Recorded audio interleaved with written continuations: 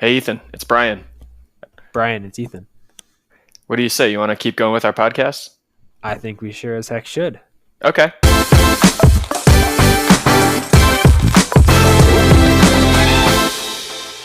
All right. Happy New Year, everybody. We are back with the Brian and Ethan's Biathlon podcast. The World Cup schedule is just rolling on through. And by the time this gets aired, this will probably be into the next week already. But hope everybody had a great holiday season. Hope everyone had a great break and a happy New Year. And just when the world needed it most, biathlon came back into our lives. Ethan, what do you think about the races this weekend? It was great to have some races and competition back to watch and enjoy. And I think the athletes were definitely hungry to get back out there, and definitely some exciting races.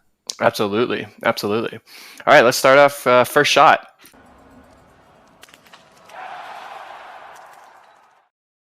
Theresa Hauser from Austria crushed, got her first podium in the women's sprint, and then backed it up with another podium in the women's pursuit.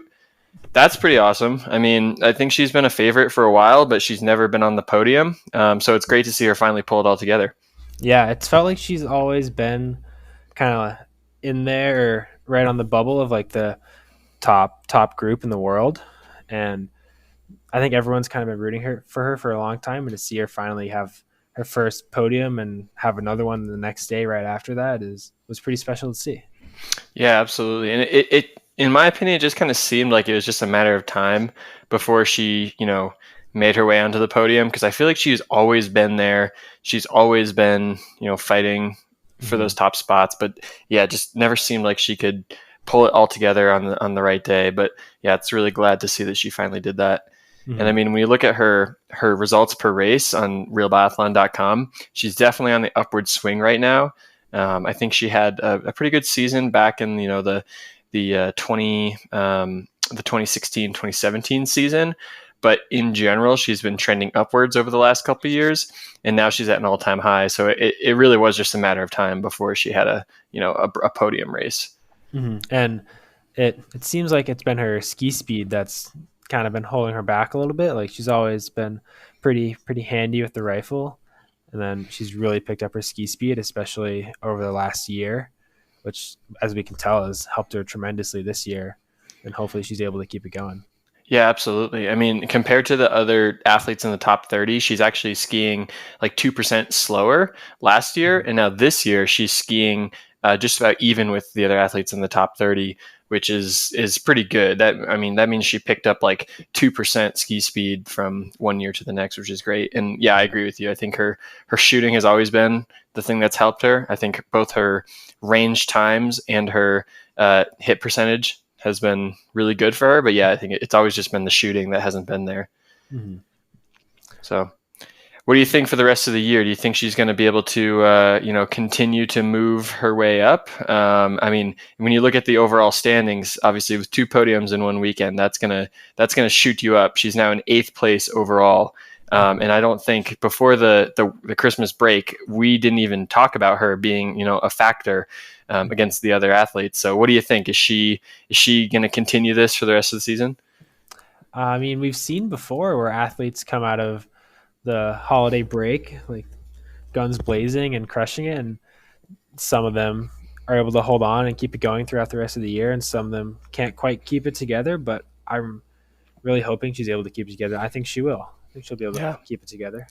Yeah, I mean, with 305 points, she's only 50 points behind Doro, and I think Doro is always a threat to pop into the top 3. So there's no reason why after another couple of good races in Oberhof, if she can keep the momentum going, she could be in the top 5 by the end of next weekend with I mean, she even said in her post-race interview that she thought that her first podium was going to come in a 4-stage race, because she knows that she's a really good shooter, and that's where she, really thrives. And so the fact that she even got her first podium in a sprint race really surprised her.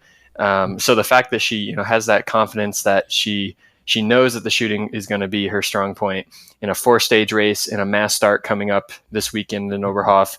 I think, she definitely has the advantage, riding off of this good momentum from this last weekend at Oberhof for sure. Yeah, it'll be exciting to see how that mindset changes with her, with that new added confidence, especially on the skis.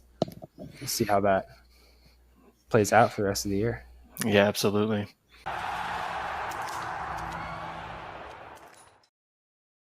This one is a little bit more of a a plea to the IBU or Eurovision or Eurosport, whoever does the footage for these biathlon races.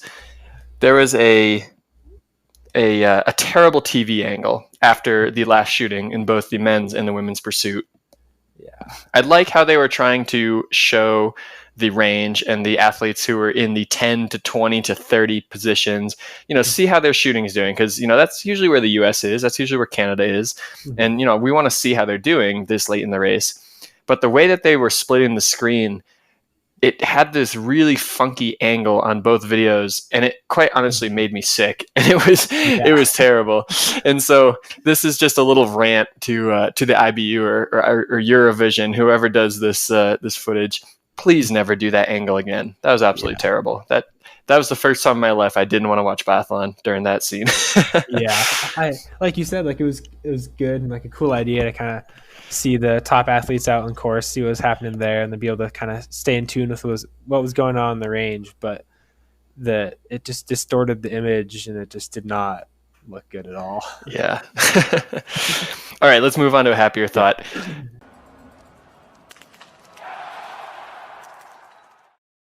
Mixed relays, first mixed relays of the season. I always completely forget about the single mixed relay until I see it on the calendar. I'm like, oh, there's more biathlon today. Because I'm like, oh, I'm going to watch the mixed relay, and then I'm going to get on with my day. And I'm like, oh, wait, I got to come back here an hour later to watch the single mixed. But I always want to do it because it's always a fun race, Yeah. But, let's start with the mixed relay. Whoa, Russia out of nowhere. Yeah. I did not see that happening.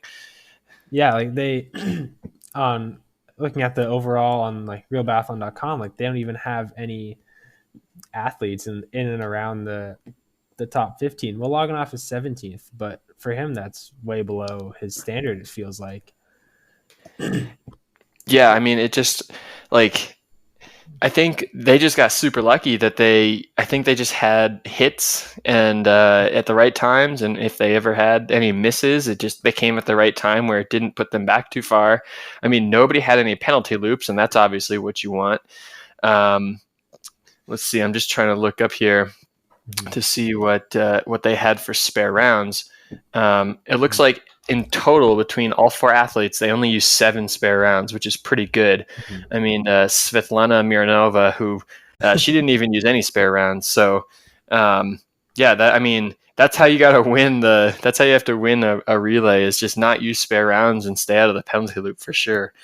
But yeah, what's even more incredible is just that Norway had the exact same amount of spare rounds, and France actually had even less spare rounds. So that just goes to show you that these guys, Russia, outskied Norway and France on the trails. And I'm willing to bet that their shooting times were probably a little bit faster, just because I know Loganov is a quick shooter. I think Kasheva is a pretty quick shooter, so maybe those 0.7 seconds that gave him that edge over Norway came on the range. Yeah, and they got ahead early. They pulled away from Norway pretty early with Mironova shooting clean, and then Roeiseland having to use 3 spare rounds, which is always a little stressful in the relay. Here we go. All right, so Russia actually came in 4th in total in terms of range time, which, they're only 9 seconds back of Austria, who, Austria is famous for having incredibly fast range times. Talking about Hauser, talking about, Simon Eder. So, Austria, it's pretty hard to compete with. France, that's actually, what the heck happened to France? Maybe they just lost the skis or something, because they actually had a faster range time. That the French guys are probably skiing faster than the Russians, and France used less spare rounds than Russia. So I'm going to have to give this one a big fat L for France on the day, because all their statistics are better than Russia, yet they ended up finishing behind them. So I don't know what happened in the wax cabin for Team France the day of the mixed relay, but I gotta say, I don't like Russia winning. I think there's some sketchiness going on whenever Russia does well. But I think it is good for the sport of biathlon because there's a huge, huge following in Russia. And like, I mean, Russia probably has more people who participate in biathlon than like all of Europe combined, because their Russian cups are just incredible. And then there's a huge following behind Russia in the team.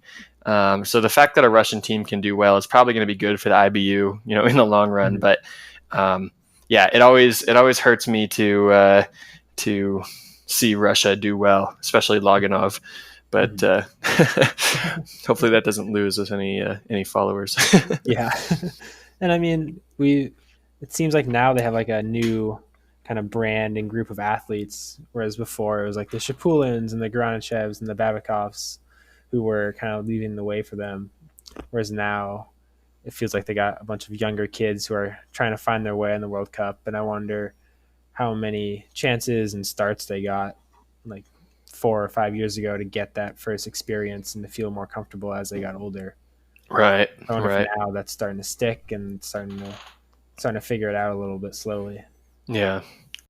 Yeah. And Latipov skied a really good last lap, I thought, where he came out of the range with Ligrid and second and third, and he just kind of hung out behind him, let Ligrid do all the work, and then coming down the hill into the finish in the stadium, and then he just kind of blew right by him. So I thought that was pretty tactically well played by him. Yeah, I will say the one thing about Russia that like you can guarantee is that they're just going to make themselves hurt.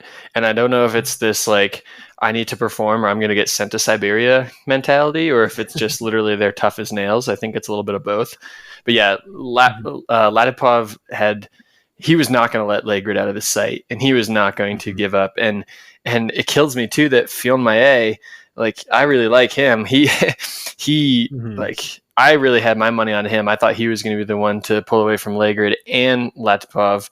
But again, I think France's wax techs just ruined the skis that day, because like on the big downhill kind of halfway through the course, those two, the Russian and the Norwegian, just zoomed past Fillon Maillet like he was standing still. And no matter how good a skier Fillon Maillet was, he just could not stay ahead of those guys and just had nothing against him. So yeah, I mean, got to give it to Latipov for really pushing there to the finish and sprinting to the finish.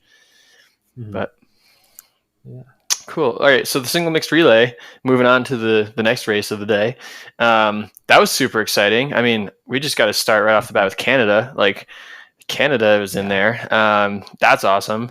But the team of Emma Lunder and Christian Gau, like we know that Emma Lunder is crushing this year and she's having a great season, but Christian Gau, like I think he is what kept Canada in there. I mean, we almost expected Emma Lunder, in my opinion. I kind of expected Emma Lunder to be able to fight with any of those girls that are on any of the teams. But Christian Gau shot 0-0 in his first leg and then 0 plus 2 in his second leg. So in total of 20 shots, he only used 2 spare rounds. So that's awesome. I mean, he really, like, he's a good skier too. Like he can hold his own. Like I wouldn't put my money on him over like, Eric Lesser or Lucas Hofer. But he's a good enough skier to keep them in there, and obviously he did. Yeah, no, that was super cool to see. And kind of as the race unfolded, a lot of teams kind of fell down as the race went on, but Canada kind of hung in up there with Germany, and like they were even beating Norway for a few laps in there, and definitely really cool to see, and hopefully bring some more fans in from Canada into the biathlon world. Yeah. And it breaks my heart. Sean Doherty, our boy, started off great. Unfortunately, Susan got tangled up in the first lap. I don't know if you noticed that, but there was a little crash on the inside corner and she got tangled and it kind of pushed her back. But because, I mean, you can normally guarantee Susan's going to have a great first leg. She just loves being in there in the thick of things and making her way to the front. And so, like, I don't know what she tagged off in, maybe 5th to 10th, somewhere in there. Like, you almost expected her to want to be tagging off in like first or second. But Sean, I mean, she tagged off in a great spot. Sean got them back up there with a 0-0, no spare rounds in his first leg. Susan had some spares in her second shooting. And then unfortunately, Sean had 2 penalty loops. in his second prone on his second leg. So there goes your chance of being in the top 10. But I mean, they finished in 11th, which is pretty good. It's like, what can you what can you expect? They're ranked 13th, so they punched above their weight, which is great. Yeah, and it definitely looked really promising, and I think Sean and Susan maybe try Claire in the next one and see what happens. I think they could definitely be up there with Canada and competing for top 10s, top 5s. Right, and that's the other thing too, is I think if you swapped out Susan with Claire, I think Claire and Susan right now are both doing pretty well. I think Claire is definitely ahead of Susan. So if it was a team of Claire and Sean, there's no reason that they can't be as competitive as Canada, and try to pop into the flower ceremony, which would be great. Yeah. But can we talk about Terrell Eckhoff for a second in the single mixed relay? That was rough. That was heartbreaking.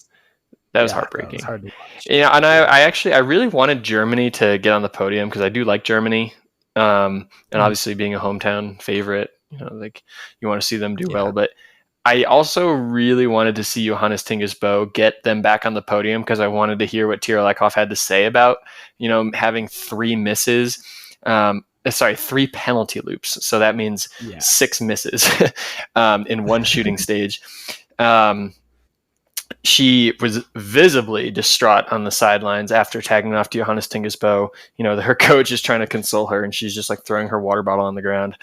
And I really wanted to hear what she had to say in the post-race interview. And we knew the only reason, or the only way that would happen would be if they got on the podium and Bo was able to get them into third. So, it was pretty incredible to see her comeback from, kind of throwing a temper tantrum on the side of the trail to basically in the post-race interview, she was like, I don't know, I just lost focus. I tried shooting too fast. I'll get him again tomorrow. And it was really incredible to see how fast she could just switch from being disappointed to, nope, I got to turn it off. I got to move on. And like also look at it analytically and be like, why did it go wrong? Not just I had so many misses. Yeah, I think that's like the big thing about biathlon is being able to do that and switch off after you have a bad day, kind of figure out what went wrong, like understand that, put it aside, move on, learn from it. And like for every great day you have, there's as many, if not more, bad days. And she just happened to not have a great day. And luckily Johannes was able to shoot clean on the last standing and keep them into the podium. Yeah. And I think, then Tiril Eckhoff went 2 for 2 in the sprint pursuit 2 days before. So, it just goes to show you that biathlon, it's up and down, and some days you have it, some days you don't. And there's always been this sort of, in my opinion, like, I wonder how Tiril Eckhoff's going to do. Obviously she won the home world championships, huge excitement in front of the home crowd, but I always feel like she's kind of on the edge, like especially in shooting. There's always that inconsistency that's plagued her in the past. And this year she's definitely shooting above, her weight. She's definitely overperforming, I should say, in the shooting. And her skiing has always been great, but she's definitely overperforming in the shooting right now. Like her total is up 2% from last year. And specifically her standing shooting is up 11% from last year, which is absurd. So you almost have to think, oh, she's gonna crack at some point. She's way too far ahead of where she should be. She's gonna crack. But she hasn't yet. And the fact that she can, have such a terrible day, and I guess she gets lucky that it happened on a mixed relay day where she has the greatest biathlete in the world right now helping her out. But, the fact that she can crack like that and then come back literally 10 minutes later and just be like, yeah, I know exactly what happened. I was doing this wrong and I'm going to get him again tomorrow. That gives me more confidence that she's going to be able to ride this out through the rest of the year. And that's why I'm feeling good about Eckhoff winning the overall, even though she's in second place right now. Like, I like her over Roeiseland. I think Roeiseland's more consistent, but when Eckhoff is on, I think it's her race to lose. Mm-hmm. And like she's been on now for the past 3-4 World Cup weekends. Like at the start of the year, we were asking ourselves like is she going to be able to find some form, be consistent, pull some good races out? And ever since then, she's absolutely crushed it. Yeah, absolutely. And I guess that brings us to our next shot.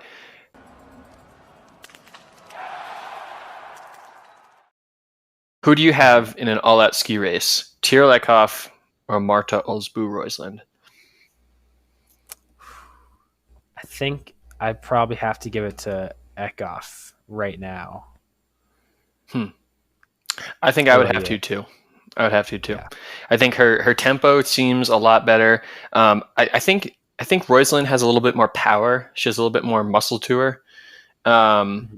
But yeah, something about Eckhoff. She kind of has that that grittiness as well. That's just like I gotta get this. Like I have to fight for the win.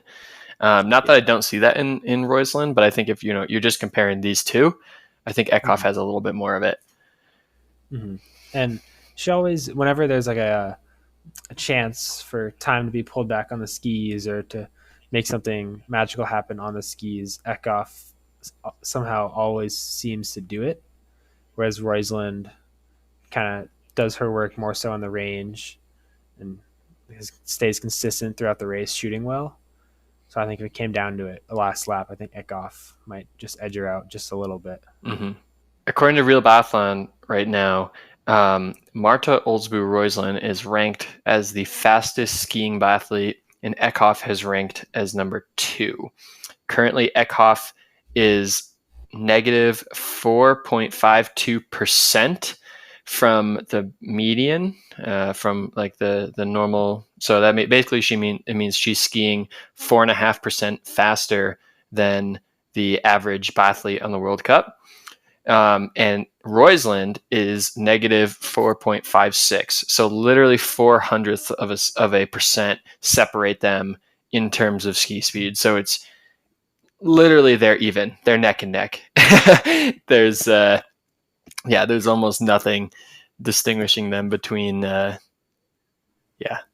two of them. I guess Eckhoff's average ski rank is 4.9 each race, and for Roeiseland, her average rank is 4.1. So that tells you that on occasion, Roeiseland is a little bit faster compared to the rest of the field, and that's probably where that that 1/10 of a second or that 100th of a percent comes from. But I mean, these two are the fastest women on the World Cup right now for biathlon, and they're pretty neck and neck. And I think in that last lap of the pursuit race, it was really great to see them actually fighting for it when they left the range together. One of them was coming out of the penalty loop. The other one was coming from the range, left together for the last lap, and they fought. Like they weren't like, oh, we're teammates, like, prize money, whatever, like as long as we both get the points. No, they fought neck and neck all the way to the finish line, and Eckhoff ended up edging out Roeiseland. But yeah, I mean, it's this will be the one to watch because if Eckhoff can keep shooting at a really high percentage, and she's continuing to throw down that second fastest ski time and be just as competitive as Roeiseland on the skis. Again, I think she's got it. I think it's her race to lose. Yeah, I think the real big test will come at World Champs when at least Eckhoff and Roeiseland will probably be doing just about every single race there is to do there, and how mentally they can cope with that, and then physically how they can also cope with that. And then see who comes out on top after that. I think after that, we'll know who's gonna come out on top at the end. Yeah, absolutely. And I mean, last year we saw Roeiseland. I mean, she obviously knows how to perform at that big race, that one weekend or 1 week or whatever. But at the same time, so does Eckhoff. I mean, like I said earlier, she back in 2016 or 2017 in Oslo, she was able to perform in front of the home crowd, in front of the king, and she was able to get it done. So no, this is going to be the fight. This is definitely going to be the fight for sure. Yeah, and hopefully Hannah Oberg can get herself back in there. And know she did well this week, but not up to like the standard we had been seeing this season. So hopefully she can come back and throw her name up in there too. Yeah.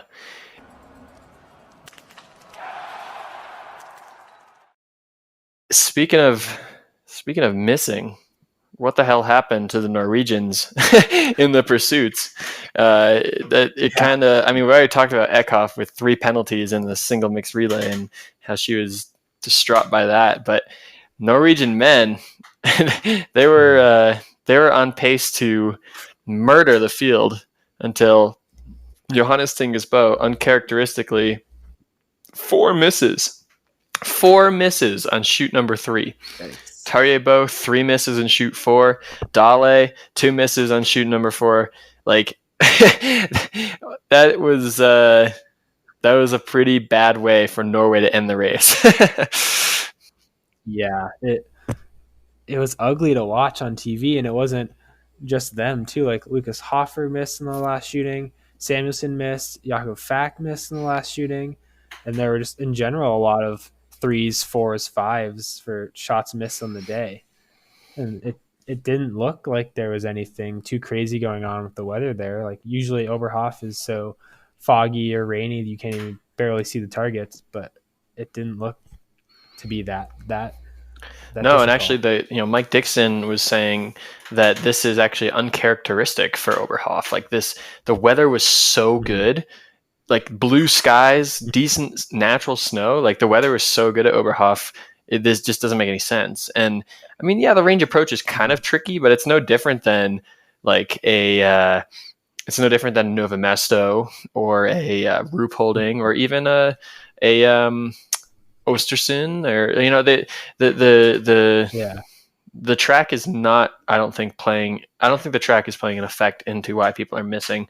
I wonder if it's just nerves as the first pursuit coming off of the break, everyone's kind of getting back into the routine of things, and they're just like, oh, if I can try to push myself a little bit out of the comfort zone, maybe take that gamble just a little bit and shoot a little quicker, I can obviously I can achieve the glory. And yeah, it just didn't work. I mean, Tariebo, like, I almost think that one hurt me more than Johannes Tingesbo having 4 misses on his third shooting. Because when Johannes had those misses, I was like, oh my god, this is amazing! Like, who's going to win now? The field's wide open. Because at that point, Sebastian Samuelson wasn't very close because he was kind of making his way up from 18th. And yeah, you had Hoffer in there, Fabian Claude, Jakob Fack, like and then all the Norwegians, like the field was wide open after he had those 4 misses, and it was like, oh my god, what's going to happen? Yeah, and it was pretty close, and anyone could have taken that chance. And I wonder if they all kind of had that in their head that if I hit 5, like I can take it. Like I just have to. Okay, I missed 1, now I just can't miss again. Right. If in their head they all kind of destroyed themselves almost. Right. Yeah, I don't know. I mean, maybe that's what happened. Maybe that was like that was the mentality. Was all of a sudden everyone was like, wait, where's Johannes? He's not here. Like I can win this. And if you're the Norwegian coach building the relay team, like for this next week, for example, like who are you going to put on the last leg? Or who do you pick to start to ensure that you have a good start to the race? Ooh, this is a good question. I'm gonna go first leg, Tariebo. Okay. Then, because I just feel like he has good experience. Obviously, he's the veteran on the team, the old guy as he likes to call himself. I'm gonna then hand off to Johannes Dale and then Johannes Tingis, and then I'm gonna finish with Legrid because I feel like being able to finish strong with good shooting, to me, I think is going to play that. I have this weird feeling that that's going to come into play way more. That's going to be more impactful than having to sprint to the finish. I mean, Struleholm Legrid has he's done a pretty good job on the skis this year. Obviously, he's better known for his shooting, but I think he can hold his own if he's the anchor leg. I mean, obviously, he kind of gave up he gave up the win to Russia this weekend in the mixed relay, but Norway wasn't ahead by then. I think if you go Tarje, Dale, Johannes, that should give you enough of a lead, and you need a guy who can hit the target and close the door. Yeah, and that's where Legrid comes in. And even if like Norway isn't in the lead when Johannes gets tagged off, like he's going to ski as hard as he possibly can for every second for Legrid to go and do his leg. Oh yeah, absolutely. I think Yeah. it'll be a tricky decision for the Norwegian coaches. And like Christensen isn't even in this conversation anymore. And it seemed like he last year was one of their best athletes. And that breaks my heart too, because he was one of my favorites. Mm-hmm. That dude's hilarious. I don't know if you follow him on Instagram, but Yeah. his Instagram is hilarious. Yeah, I guess I'm looking at the results, and it doesn't look like he made the pursuit. So, yeah, I don't see him on here either. Yeah, I don't think he'll be in question for the next relay, but No. Speaking of not making the pursuit, one last thing breaks my heart, because before we went to break, I said that this man was going to be the one to make the comeback and fight for the overall. And he proceeds to not only have a terrible sprint race in that he missed a lot of targets, but he also forgot to ski 2 penalty loops and had 4 minutes added to his time and did not get to race the relay, or I'm sorry, did not get to race the pursuit. Therefore, giving up 2 races where you could be earning points, because you have to come in the top 40 to earn World Cup points. And so by coming in 83rd in the first race and not even racing the second race, Quentin Fillon Maillet is letting me down after the Christmas break. I mean, hey, it happens. We all, sometimes you forget, especially if, he's someone who's used to hitting a lot of targets. Maybe he thought they felt good and he thought they were hits, and he just, didn't ski his loop because he thought they were hits, or he forget. Who knows what happened. But if you're fighting for the overall, you can't give up 2 races like this. Yeah. Like there's absolutely no way he can win the overall now. He just, unless he wins out the rest of the season, which I don't think is going to happen, there's no way he's out, which kind of sucks. Yeah, it hurt to watch, but like it was a bad day. Like, who knows what was going on in his head? Like, we can't really get on his back too much for this. We just got to kind of move on, and I'm sure he has had thoughts running through his head this whole week, and hopefully he's able to push those aside and then come back stronger for this next weekend. Yeah, and I mean, he was able to have a good mixed relay on Sunday to finish out the week, so he did get another race opportunity. But I think he shot clean overall. So no, he can rebound, and I think he has the experience that some of the other younger French guys don't have, like Jacqueline and Claude. So I think he'll be fine overall, like for the rest of the season. Yeah. But yeah, there goes my pick to make a comeback with that performance. So I just have to throw that out there, because I feel like it's almost a running joke. Every time we talk about someone in a positive light, they just like crash and burn the next week. Oh man, I know.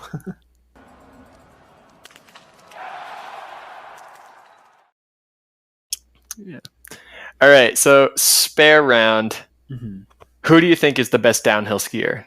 And I know this is kind of a weird question, but I feel like when you're watching the races, there are certain people who stand out as like, oh my God, they're about to crash any second. Yeah. And then there's certain people who stand out that are like, oh, easy. I'm not worried about them falling at all. So who's your best downhill skier? The one I can think of right now is probably Eckhoff. She looked really strong and confident and able to push over the tops of the hills, because Oberhof has that really nasty, long, kind of bumpy, twisty downhill that always seems to catch a few people out. Like, there was a fall, I think, in the mixed relay pretty early on. And even in the single mixed relay towards the end, like, Johannes looked a little shaky going around that one big bend.